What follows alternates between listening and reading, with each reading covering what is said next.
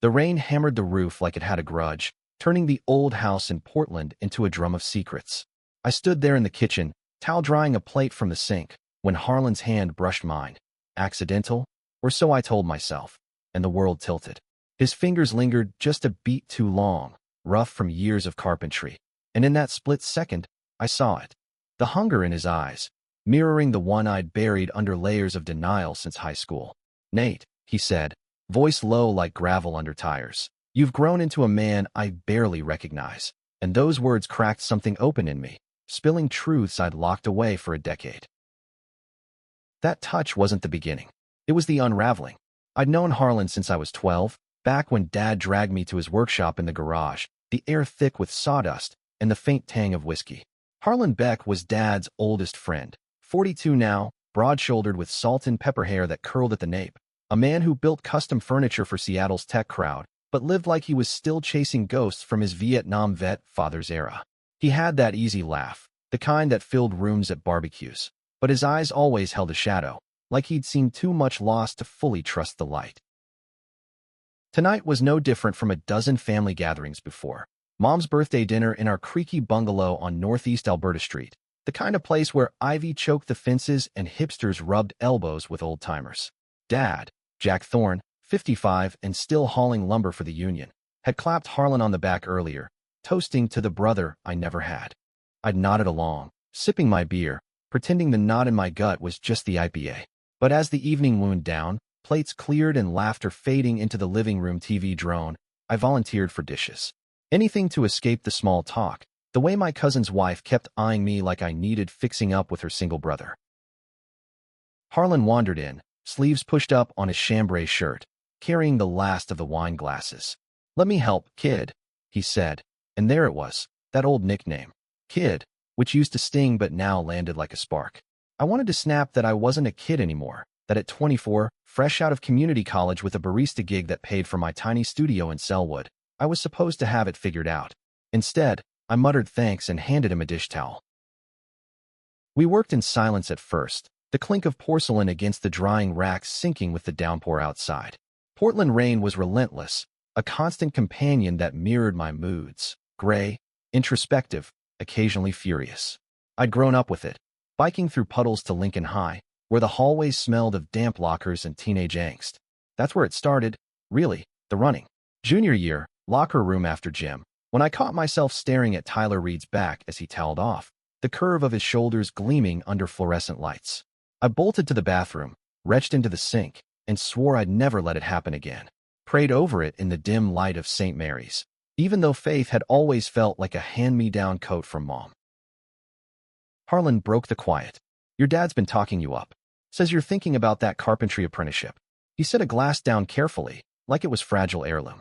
His forearms flexed, veins mapping stories I could only guess at. Divorced from Lena 10 years back, no kids, just a dog named Scout who'd passed last winter. I shrugged, focusing on a stubborn sauce stain. Yeah, maybe. Beats slinging lattes to tech bros who tip in crypto. It was half true.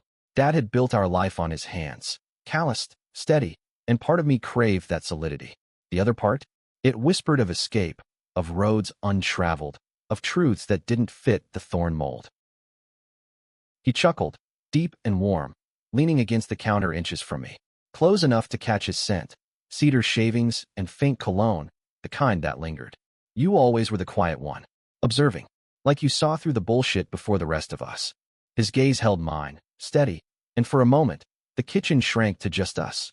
The steam from the sink fogging the air, the rain a distant roar. I swallowed, heat creeping up my neck. Comes with the territory. Growing up here, you learn to read the weather and people. Bold words for a guy who'd spent years dating women he half forgot the next morning. Sarah from the bookstore, then Mia the graphic designer, each ending in polite fades because something essential was missing. Harlan nodded, wiping his hands. "Weather's been rough on you lately, huh?" Jack mentioned. Well, the ex said it hit hard. He meant Mia, the one who'd called it after 6 months, citing my emotional distance. I'd let her go without a fight, relief tangled with the shame. "It's fine," I lied, stacking plates with more force than needed. "Just life." But it wasn't fine. The emptiness gnawed, a hollow that no amount of late night runs along the Willamette could fill. I'd wake in sweats, dreams fragmented with faces, Tyler's, a professor's in college, even a stranger at a dive bar in Hawthorne. And always, flickering at the edges, Harlan's laugh from family holidays, his hand ruffling my hair when I was 15, awkward and towering at 6 foot already. He stepped closer, ostensibly to reach the cabinet for a mug, but his arm grazed my side. Electricity. I froze, dishwater dripping from my fingers. Nate, he said again, softer, like a confession. His breath was warm against my ear. You don't have to carry it alone. What was he saying? My pulse thundered, vision narrowing to the flecks of gray in his blue eyes, the faint scar above his lip from a bar fight in his 20s. I could pull away, laugh it off, retreat to the living room where Dad was snoring over a football replay. Or I didn't pull away. Instead, I turned, our faces inches apart, the air thick with unspoken storms. What if I have been, Harlan? For years. The words tumbled out, raw and unfiltered, the first crack in the dam. His expression shifted, surprise, then something deeper, recognition. His hand rose, hesitating, then cupped my jaw, thumb tracing the line of my stubble. Rough, gentle. Then maybe it's time to stop running. The kiss came like the rain breaking, fierce, inevitable. His lips on mine, tasting of Cabernet and regret, and in that kitchen, with the world oblivious beyond the door, I shattered. Years of denial flooded out. The stolen glances, the prayers unanswered, the nights I'd punched my pillow to silence the ache. Harlan kissed like a man starved, hands framing my face, pulling me into him as if he'd been waiting too. We broke apart gasping, foreheads pressed together. We can't, I whispered, even as my body screamed otherwise. We already have, he murmured, voice wrecked. And just like that, the truth I'd evaded stared back at me, unblinking. The rest of the night blurred. I excused myself early, claiming a headache, slipping out the back door into the downpour. Harlan's gaze followed me, heavy with promise and peril. Driving home through slick streets, wipers slashing at the windshield, I replayed it. The heat of his mouth, the way his fingers tangled in my shirt. God, what had I done? Dad's best friend. The man who'd taught me to swing a hammer at 14, who'd shown up with takeout after Mom's chemo scare. This wasn't some anonymous hookup in a Portland club. This was Harlan, woven into the fabric of my family. My studio apartment waited like a confessional. Bare walls, a futon piled with sketchbooks I'd filled with half-formed drawings of bridges and faces I couldn't name. I stripped off wet clothes, stood under a scalding shower until my skin pruned, trying to wash away the imprint of him. But it clung, the cedar scent on my skin, the phantom press of his body. I collapsed onto the bed, staring at the ceiling fan's lazy spin, and let the memories unspool. It started small, those boyhood years. Harlan's workshop was my refuge from Dad's gruff expectations. Be a man, Elias, tough it out, and Mom's quiet worries over my sensitive streak. Harlan never pushed. He just handed me tools, let me sand edges until they gleamed. Precision matters, he'd say, eyes crinkling. One wrong angle, and the whole thing collapses. At 16, when I wrecked Dad's truck joyriding with friends, Harlan covered for me, fixed the dent without a word. Later, over Cokes in the garage, he'd asked, "What's eating you, kid?" I'd mumbled about school, girls, but his look said he saw more. College was supposed to fix me. Portland State, art classes by day, shifts at a coffee house by night. I dated Mia fiercely at first, desperate to prove the lie. Picnics in Washington Park, her head on my shoulder watching cherry blossoms fall. But in bed, my mind wandered, to the curve of a barista's neck, to Harlan's stories at Thanksgiving about his wilder days in San Francisco, pre-AIDS scare, when he'd sown oats, without specifics. Mia sensed it, pulled away. "You're here, but you're not," she'd said. I didn't fight. I ran, deeper into denial, volunteering at the local LGBTQ center under the guise of community service, helping with flyers, but never the groups. Now this. Harlan. At 42, he was a fixture, divorced, unattached, the uncle figure who'd slipped into something forbidden. What did he see in me? The lost kid, or the man I'd become, lean from runs, inked with symbols of roots I couldn't shake? I tossed, sleep evading, until dawn crept in gray and unforgiving. The text came at 8 a.m. Coffee? My place. Noon. We need to talk. H. My thumb hovered. Delete, block, pretend, or face it. I typed back, see you there. His bungalow in Montevilla was all reclaimed wood and exposed beams, the kind of space that screamed lived-in artist, but housed a pragmatist. Scout's old bed still sat by the fireplace, empty. Harlan answered in jeans and a Henley, hair tousled like he'd run hands through it 100 times. "Come in," he said, no preamble, leading me to the kitchen. His kitchen, all stainless and herbs on the sill. Coffee brewed strong, black. We sat at the island, knees brushing under the counter. "Last night," he started, stirring sugar he didn't need, wasn't planned. But it wasn't wrong. I gripped my mug, knuckles white. "Dad, my family. You're like family." He winced, setting his cup down. "I know. Jack's my brother in all but blood. Saved my ass more times than I can count. After Lena left, after the shop nearly tanked in '08. His voice roughened. "But Elias, I've watched you these years. The way you hold back, like you're afraid of your own shadow. Last night, it felt like truth." Truth. The word hung, heavy as the rain resuming outside. I told him then, halting at first, then in a rush. "Tyler in the locker room. The crush is buried. Mia, the facade. I've been running because what if it's me? What if I'm broken?" Harlan's hand covered mine, steady. "Broken? Hell, kid, Elias, you're alive. That's more than most." He shared his own fragments. The San Francisco nights, a lover lost to the epidemic. The closet he'd half-stepped out of only to retreat when life demanded conformity. "I built walls after that. Work, friends like your dad. But seeing you, it cracked mine." We talked for hours, the conversation weaving like Willamette fog. Past pains, present fears, futures unspoken. By afternoon, his arm around my shoulders felt natural, a bridge from boy to man. When he kissed me again, slow and deliberate on his couch, it wasn't desperation. It was claiming. Weeks blurred into a secret rhythm. Stolen afternoons at his place. Hikes in Forest Park where we'd hold hands only when the trails emptied. He'd cook, seared salmon with lemon, stories of his mom's recipes from Maine, and I'd sketch him by firelight, capturing the lines etched by time. Harlan was patient, guiding without pushing, his touch a revelation. Fingers tracing my spine, lips on my collarbone, unraveling the knots I tied myself. But Portland's small. Whispers travel on craft beer fumes. Dad noticed my glow. Teased about a mystery girl. "Bring her around, son. Better for you." I laughed it off, guilt gnawing. Harlan and I navigated minefields. No public affection, coded texts, the constant glance over shoulders. "This can't last hidden," he'd say, but neither of us moved to change it. Then, the first fracture. A Saturday in early fall, leaves turning gold along the Burnside Bridge. We'd planned a drive to the coast, but Dad called. "Harlan's truck in the shop? Swing by Elias. Pick him up for poker night." Heart slamming, I detoured to Harlan's, finding him shirtless in the driveway, wrench in hand. "Go without me," he mouthed as I idled, but Dad was insistent. At the house, cards slapped down amid beers and bravado. Harlan arrived late, grease-streaked, clapping Dad's shoulder with that easy camaraderie. Our eyes met across the table, charged, dangerous. When he dealt, his foot nudged mine under the felt, a secret Morse code. I folded early, excusing to the kitchen for water, pulse racing. He followed minutes later. "You okay?"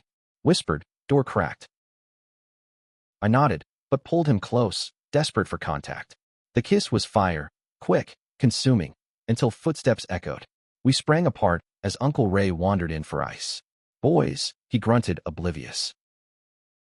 That night, alone, doubt crept. What if Dad saw? The man who'd raised me on straight and narrow tales, his own youth marred by a father's abandonment. Harlan texted, "Close call. We gotta be smarter." Smarter meant distance. Days stretched, text sparse.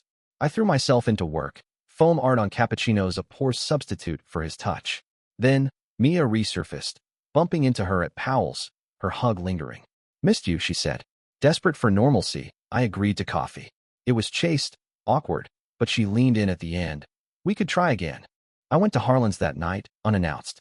He opened the door, surprise softening to concern. "What's wrong?" I blurted it. "Mia," the temptation to slide back into safety. He paled, stepping aside. Inside, over whiskey, he admitted his fear. "I'm twice your age, Elias. What am I doing, dragging you into my mess? Jack finds out, it's over. Everything." The argument ignited slow, then fierce. "You're not dragging me," I shot back. "This is us. Real." But his walls rebuilt, brick by justification, the age gap, the friendship, his own ghosts. Maybe me is right for you. Stable. Betrayal stung like salt and fresh cuts. You're pushing me away because you're scared. I stormed out, rain soaking me anew, the drive home a blur of tears and rage. The next week was purgatory. Dad's birthday loomed, a backyard bash in our garden, string lights, and ribs smoking. Harlan would be there, of course. I dreaded it, yet craved the sight of him. Mia texted flirty emojis. I ignored them. Sketches filled my pad. Harlan's profile, shadowed and distant. Party night arrived crisp, autumn air biting. Guests milled. Neighbors, cousins, Harlan arriving with a bottle of bourbon, hugging Dad like nothing fractured. Our eyes locked across the fire pit. He looked wrecked, shadows under his eyes. I manned the grill, flipping burgers, avoiding. But fate conspired. A cousin's kid spilled juice on the cooler, chaos ensuing. Harlan and I ended up in the shed fetching ice, doors shutting behind us in dim bulb light. Nate, he started, voice breaking. Don't. I whirled, chest heaving. You don't get to act like nothing happened. He reached, but I flinched. I panicked. After you left, Jack called. Said you seemed off. I thought if I let go, you'd be free. Free. Laughter bitter. From what? Feeling alive for once. Tears pricked. I swiped them. I've run from this my whole life. Me, who I am. Because everyone around me built cages. And you made me believe I could break out. Then you locked the door. Harlan's face crumpled, hands fisting at sides. I'm the coward. Always have been. After San Fran, I swore no more risks. But you're the risk worth everything. He closed the gap, cupping my face. Forgive me. The kiss was salt and smoke, apology in every press. Outside, laughter swelled. Inside, we clung, world suspended. When we emerged, flushed and secret intact, something shifted. No more hiding. We planned then, whispered strategies over late-night calls. Harlan confronted his fears first, therapy sessions in a southeast office, unpacking the losses. I came out to Mom over pie in the kitchen, her hand on mine. I've known, sweetheart, since you were little, drawing those boys in your comics. Tears, hugs, her quiet strength a balm. Dad was harder. We chose neutral ground, a diner on Division, booths sticky with history. Harlan sat beside me, solid. Jack, he started, voice steady. There's something about Elias and me. Dad's fork paused mid-bite, eyes narrowing. Then understanding dawned, slow and stormy. You, with my boy. Silence stretched, heavy. I braced for explosion. The man who'd once grounded me for a month over a B in shop class. But Dad exhaled, long and ragged. Harlan, you son of a bitch. Knew you had that San Fran glint. No rage, just resignation laced with something softer. He's a grown man. But if you hurt him, I won't, Harlan vowed, squeezing my knee under the table. It wasn't instant acceptance, awkward silences at dinners, Dad's gruff, adjusting, but compassion seeped in. Stories emerged, his own college flirtations with a roommate, buried under societal boot. Times were different, he'd say, but his nod at our clasped hands spoke volumes. Winter deepened, Portland's holidays aglow of resilience. Harlan and I built a life in fragments. His bed my second home, joint runs along the river, sketches turning to shared designs for his shop. The age gap? It faded against compatibility, his steadiness grounding my whirlwinds, my fire igniting his embers. Climax came unbidden, a spring storm mirroring the one that started it. Dad's union laid him off, economy dipping, back acting up. Bills piled, tension crackled. Harlan offered help, but pride flared. I won't take charity from my son's lover. Dad snapped one night, bourbon loose. The fight spilled. Old wounds, Harlan's interference, my divided loyalties. You're choosing him over family. Dad roared. I fired back. Family includes truth, Dad. Hiding who I am. That's what broke us first. Harlan mediated, voice calm. Jack, we're all just men fumbling in the dark. Let me help, brother to brother. Vulnerability cracked Dad's armor. Tears, apologies, a hug that mended fractures. By summer, stability returned. Dad apprenticing at Harlan's shop, Mom beaming at barbecues.